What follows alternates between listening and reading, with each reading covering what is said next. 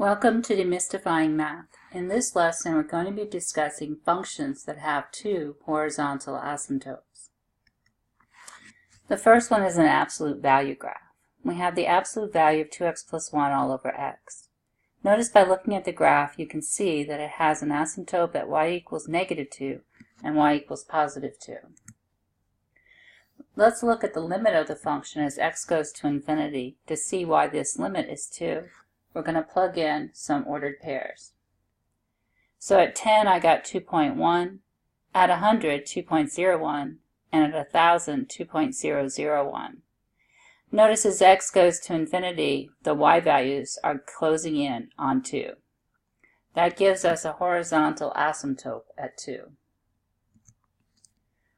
Let's also look to see what happens as x goes to negative infinity.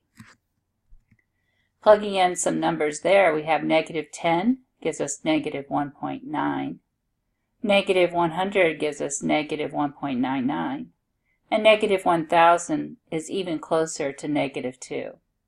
So as x goes to negative infinity, y is going to negative 2, giving us a second horizontal asymptote. Alright, so what we need to do is prove this. So recall that the absolute value graph can be written as a piecewise function. It would be x if x is positive, or 0. You get back what you put in. If it's a negative, we're going to take the opposite of the sign, making it positive. So it would be negative x when x is less than 0. We can do the same thing with our absolute value of 2x plus 1. Our breaking point will be at negative 1/2.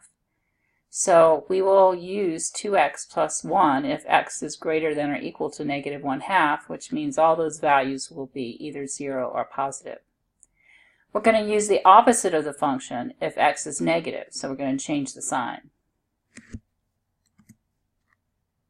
So looking at the limit as x goes to infinity, when we're at infinity or heading toward infinity, we're going to be plugging in positive numbers for x.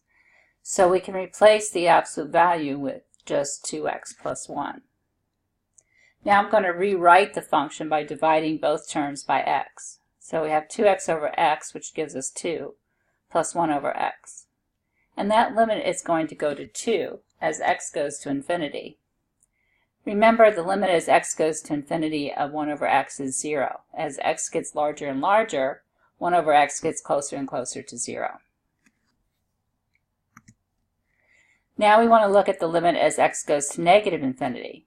Since we're looking at the negative numbers for x, less than negative 1/2, we can replace that 2x plus 1 with the negative of 2x plus 1, or negative 2x minus 1. Remember, when we're looking at negative infinity, we're very far on the negative side, so all those x values will be negative. Now we're going to analyze this the same way we did the last one. We're going to divide x into both terms. So we get negative 2 minus 1 over x. Well, negative 1 over x, as x goes to negative infinity, is still going to go to 0. So we're just left with negative 2 as that limit. This gives us the two horizontal asymptotes at y equals 2 and y equals negative 2. There is another family of functions that have two horizontal asymptotes, and they are related to the absolute value function. That function is the square root of x squared. These are actually equivalent functions. When you put in a negative, you get out a positive. When you put in a positive, you get out a positive. When you put in 0, you get out 0. So what happens is they give us exactly the same graph. So they're actually interchangeable functions. So let's look at this function. We have the square root of x squared plus 1 over x. And this one has two horizontal asymptotes. We have one at y equals 1 and at y equals negative 1. So like we did on the last function, we're going to look at the limit as we go to infinity. So I plugged in 10, 100, and 1000, and you can see that the numbers get closer and closer to 1 for the y values. When I plug in the negatives, I get closer and closer to negative 1, so we get the second horizontal asymptote.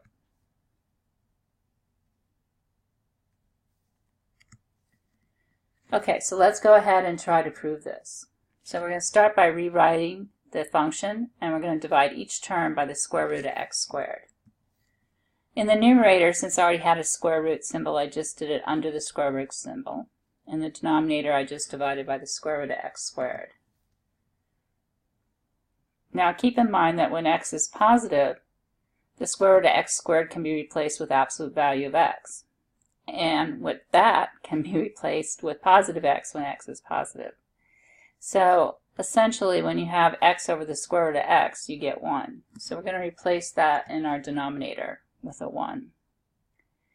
Now if we want to take the limit as x goes to infinity, the 1 over x squared is going to go to 0. So we just get 1 plus 0 square rooted over 1. So that limit is 1. Now when x is negative, we can replace the absolute value, the square root of x squared with absolute value, but then that gets replaced with negative x. So this is essentially x divided by negative x, which is going to be negative 1. So that denominator becomes negative 1, and we're going to take the limit as x goes to infinity. And we get negative 1. So that gives us our two horizontal asymptotes at y equals 1 and y equals negative 1.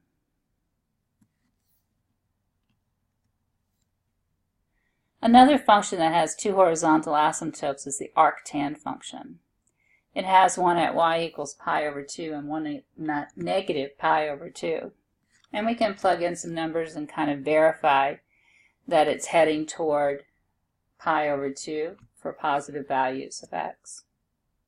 Remember, pi over 2 is about 1.57. And we can also look at the negative values and see that it's heading to negative pi over 2. So we can kind of verify it that way. But also remember that it is the inverse of the tan function.